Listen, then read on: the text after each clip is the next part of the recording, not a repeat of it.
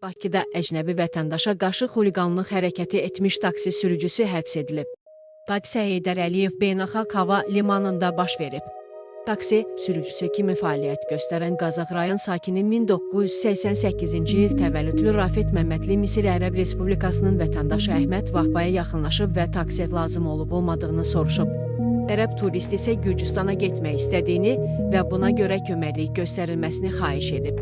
Azərbaycanın quru sərhədlərinin bağlı olduğunu bilən Rafiq isə əcnəbi vətəndaşın Ağstafaya gedərək oradan Gürcüstana keçə biləcəyini deyib.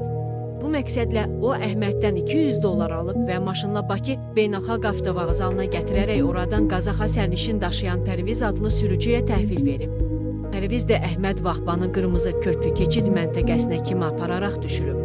Lakin burada sərhəddən keçməyin mümkün olmadığını öyrənən Misir vətəndaşı $70 verərək geriyə, yəni Bakıya qayıdıb. O daha sonra başına gələnlərlə bağlı polisə müraciət edib. Həyata keçirilən tədbirlərlə Rafiq adlı şəxs saxlanılıb və barəsində inzibati protokol tərtib edilib. Daha sonra isə Xəzər rayon məhkəməsinin qərarı ilə o 8 sutkalı inzibati həbs edilib.